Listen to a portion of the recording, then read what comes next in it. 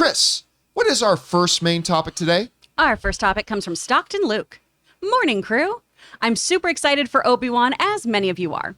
Although comicbook.com has a report that Rupert Friend, who's playing the villain, attended a Friends movie premiere and was asked about Obi-Wan, he told them that there are, quote, wonderful cameos and Easter eggs galore. This worries me a bit that they might focus on remember berries more than on some story elements. Is this comment worrying to you? And what do you think about it? All right, thanks a lot for sending that in, man. Look, I mean, I think we're all getting, so we were just talking off the top of the show. We had the Thor trailer drop yesterday. We got Doctor Strange coming. Moon Knight's on tonight. CinemaCon. Let's not forget, we've got Obi-Wan coming too. Obi-Wan is almost upon us. It's like in, what we're going to call it here, 6 weeks? Dude. Yay! Oh my God, Obi-Wan is going to be here in like 6 weeks.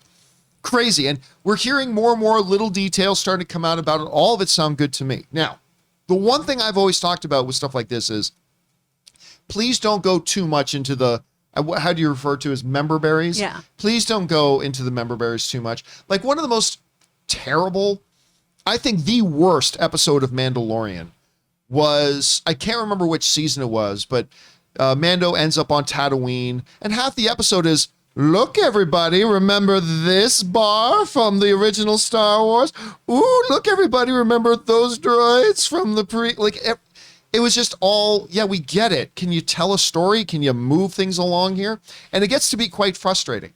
So I hope they don't do that. I really hope they don't. That doesn't mean the odd cameo or the cool Easter egg can't be great.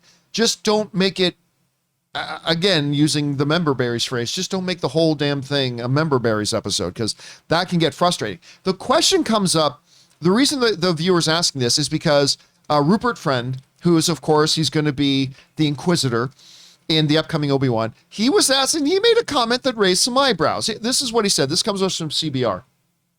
Rupert Friend went on to say that while he can't give away anything specific, Obi-Wan Kenobi is stuffed with references that Star Wars fans will appreciate, but wonderful cameos from the people I obviously can't tell you about, Easter eggs galore, and yeah, it's a thrilling ride. While the nature of these Easter eggs remain a mystery, some enthusiasts are confident that Obi-Wan Kenobi will feature an appearance by Liam Neeson's Qui-Gon Jinn. Serving as Obi-Wan's master before his death at the hands of Darth Maul in Star Wars Episode 1, The Phantom Menace, fans are hoping that the iconic Jedi will return as a Force ghost. Neeson had previously shot down rumors that he will be reprising his role in the series, joking that Disney couldn't afford him. I've heard Ewan McGregor was going to do a series. No, I don't think so. No, I haven't been approached. They don't have enough money, teased Neeson, which is absolutely awesome for Liam Neeson to say. Once again, that comes to us from CBR. All right. Does it worry me a little bit that he's using phrases like Easter eggs galore and like loads of wonderful cameos? A little. I'm not going to lie. That does worry me a little bit. But I mean, Easter eggs can be completely innocuous, right? It can, like, it's something in the background that the camera passes and things like that. On that sense, as long as you don't let it hijack the story, load it with Easter eggs. I think that's great. It gives us as fans, after we watch it the first time, to go back and watch it again a few more times, slowly, frame by frame, and pick out all this stuff. And like I said, as long as it doesn't hijack the story, I'm perfectly good with it. I think that's great. Cameos. Okay. When he says wonderful cameos, maybe to him, 2 means loads of wonderful cameos. Maybe that means 2. And if Liam Neeson's one of them as a Force ghost, sign me up. That's perfectly good. Now, if wonderful cameos is like every episode there's 4, hey, everybody, remember him? Like if there's like 4 of those every episode, it will become very distracting. It's going to pull me out of the show and it could ruin it. I got a feeling, though, they're not going to do that. I really do. Because I think it's Deborah Chow who's directing this, right? And Deborah Chow's Mandalorian episodes were no nonsense. And when you watch, remember that, what was the name of the 6-part documentary series they did on the making of Mandalorian when they had all the directors sitting around? Oh, I can't remember what it was exactly. But when they showed the behind the scenes of her episodes, like, she's take no shit, no nonsense business time, ladies and gentlemen, like getting things done. So I've got a feeling, while Rupert is talking very enthusiastically, I have a feeling that the wonderful cameos will be minimal. It'll keep the focus on the story. So potentially a little concerning. Yeah, but I trust Deborah Chow, so I think it's going to be fine. Rob, you hear these comments from Rupert Friend. What to use a worst case scenario? Do you think it's going to be okay? Are you not worried about it in the least? What do you think? Well, I was worried a little. There was that behind the scenes photo of Emily Blunt as Mary Poppins visiting Luke. That was a little weird. So I was like, I know they wanted to bring her back to do another Mary Poppins thing, but I thought that was kind of strange. But as long as she straightens Luke out as his first mentor, whatever. But no, I mean, look, I think that what he's doing is now there is a feeling and a thought amongst people that aren't necessarily steeped in fandom or movie punditry or whatever, watching online videos, that saying things like cameos, those are considered by the general population as something that's attractive to fans. So it's almost like a buzzword that people say, yeah, you're never going to believe who shows up. And if it is, but for them, they think it's a good thing. They don't know the difference. And, actors aren't exactly, some actors are, but, Rupert Friend doesn't strike me. He's had a great career. He doesn't strike me as somebody who's like, I can't believe it as a lifelong Star Wars fan when so-and-so showed up.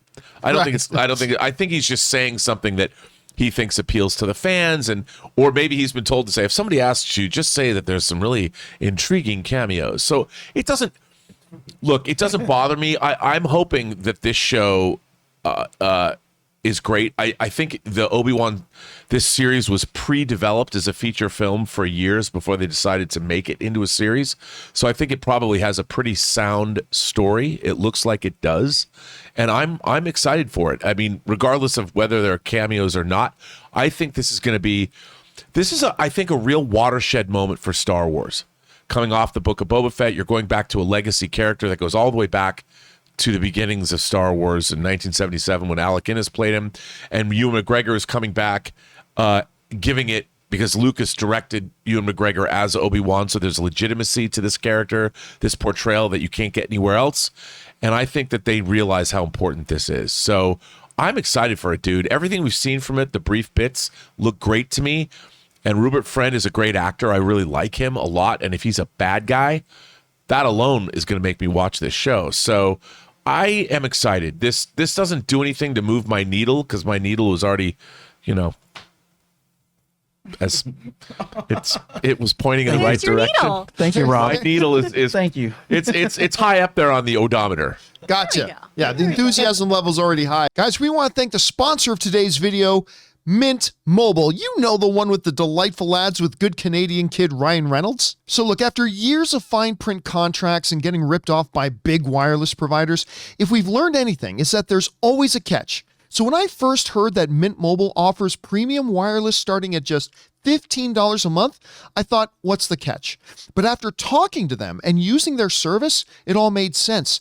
There isn't a catch. And guys, that's no joke, because for years I've been using one of the major providers and it was fine. But I switched over to Mint Mobile a little while ago. The service has been fantastic. And the big difference is I'm now paying about 1/3 of what I was paying before. And the best part for anybody who just hates their phone bills is that Mint Mobile offers premium wireless for just $15 a month. All of their plans come with unlimited talk and text plus high-speed data delivered on the nation's largest 5G network. Use your own phone with any Mint Mobile plan and keep your same phone number along with all your existing contacts. To get your new wireless plan for just $15 a month and get the plan shipped to your door for free, go to mintmobile.com/Campea. That's mintmobile.com/Campea.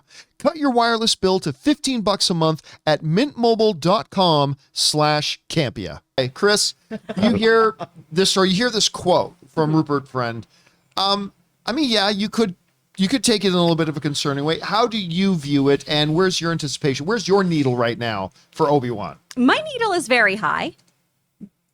That said, this does give me pause, because I don't want it to have those kind of Boba Fett moments of, hey, but look at what we did. There's 2 bars on Tatooine, and we're in one of them that you know. There's 2 bands. Oh, my goodness. And Machete's here, everybody. Yeah. And I do love Danny Trejo, though. I wasn't too mad about that one. But yeah, I don't want too many cameos that take me out of the universe. I don't want too many moments of, oh my gosh, there's that person from this place. Oh, because when Star Wars gets very, very Dickensian and everyone knows everyone and they're all connected to each other, I kind of lose interest because it's a vast galaxy. Why do all of you have some kind of relation? So I'm really, really hoping that the little Easter eggs here are more things that maybe go out to the extended universe. Maybe we get some Easter eggs that refer to the novels. Now that would be cool. That would be really fun. So if we had those little things for, hardcore Star Wars fans to go, oh yeah, that's totally this thing. Oh, that's that thing that Mara Jade said once. If we have some of those kinds of elements in there, I think that's a more intriguing thing to do. But would Rupert Friend know that?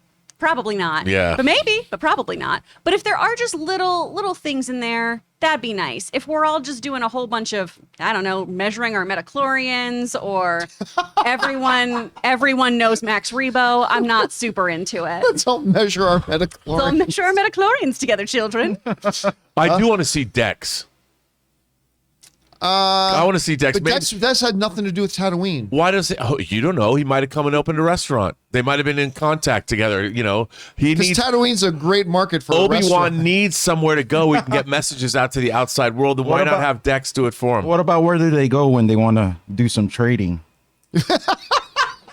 Who should they see if they want to do some trades or?